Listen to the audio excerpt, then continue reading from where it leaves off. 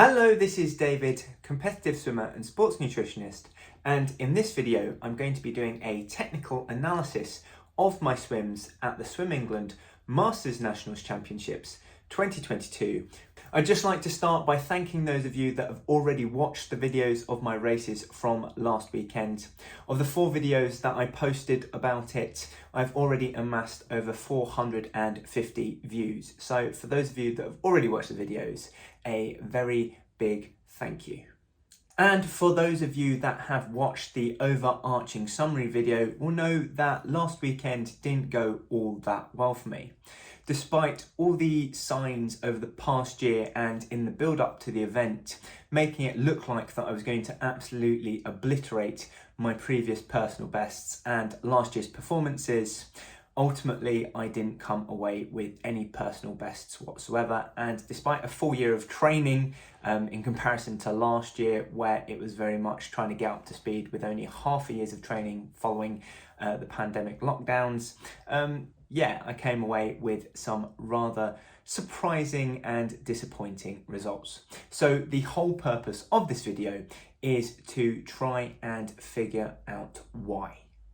So I've been doing some reflecting over the past week, and also a big shout out to some of my fellow swimmers who have provided feedback on my videos over the past week, meaning that overall I think I have a pretty comprehensive idea as to why things didn't go so well last weekend. However, without any further ado, let's jump into the 50 meters freestyle.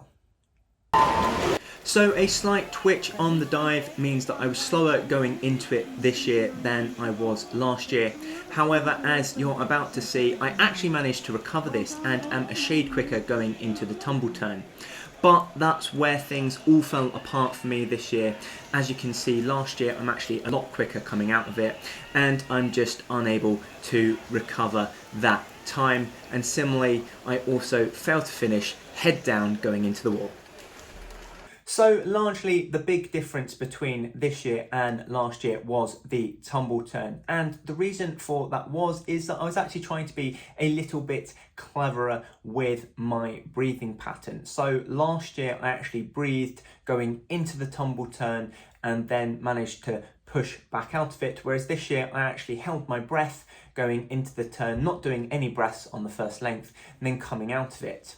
But the bad thing about that is that I ended up taking my first breath just as I came out the turn, which means I lose massive amounts of momentum, which I didn't need to do in the previous year because I'd already taken the breath going into the turn. So where I'd actually tried to be more clever on my 50 meters freestyle with how I breathe, it actually ended up being a bit of a disadvantage.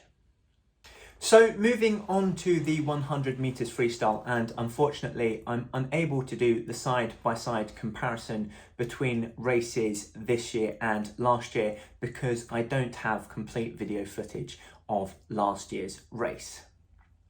However, the reason behind my disappointing performance this year can ultimately be put down to poor pace control. Due to my disappointing results in the 250 meters freestyle, I went into the 100 this year absolutely revved up and wanting to give it my all. However, the result of that is that I went out too fast on the first 50, and coming into the wall on the final 25 meant that I just had nothing left to give and massively deaccelerated in the final 10 meters of the race. And it was a similar story with the 200 meters freestyle, where I went out a little bit too quickly and as a result didn't have enough in the tank coming into the final 50 in order to finish well.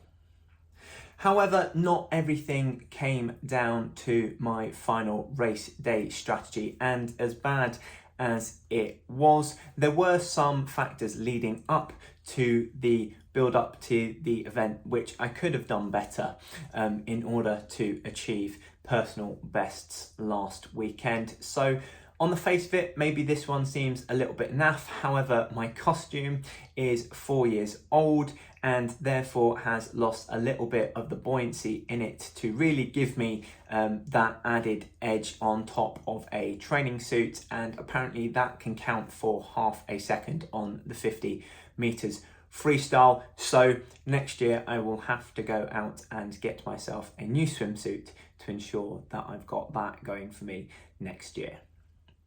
Looking towards training and on the technique side of things, obviously I have a lot of work to do in order to get my dives and turns a little bit more consistent, and similarly also something that has been revealed to me is my kick, in that I kick too much above the water. It needs to be brought below the water where you only see a little bit of splash up at the surface, which means that you're actually propelling yourself along, whereas in the 50 meters especially, I'm just kicking the air, which is giving me no overall propulsion at all.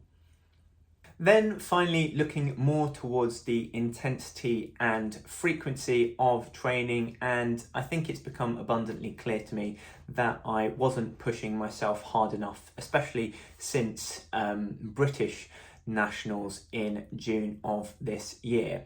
The biggest thing that comes to me is that ultimately I wasn't doing enough lactate threshold training, which is probably one of the major reasons as to why on the 100 and 200 meters freestyle my energy levels just absolutely dropped and I completely decelerated almost to a halt on in the final parts of each of those races. And again, I don't think I was pushing myself hard enough over the course of this year in order to improve.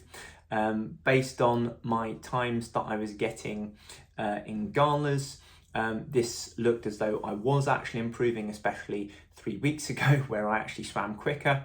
However, maybe that's just me becoming more consistent at achieving those better times than I have been in previous years. So getting 106s and 105s in my 100s outside of a Masters Nationals event was, hasn't happened in a previous year before this year. And I took that to mean that my times had ultimately shifted up like that. However, as it seems to be that my max times haven't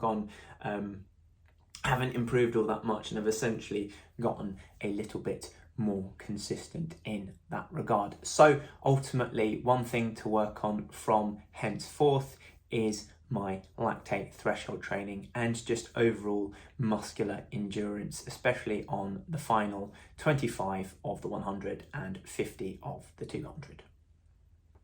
So that's it for my technical analysis. If you have enjoyed today's video, then please drop it a like. Similarly, subscribe to my YouTube channel for more swimming adventures. And if you're looking for a little bit of extra help when it comes to improving your eating habits, then head on over to westcough.com and check out the range of ways in which I can help you in fueling your athletic development and competition day performances. Otherwise, I've been David Westcough. Thank you for watching, and I'll see you next time.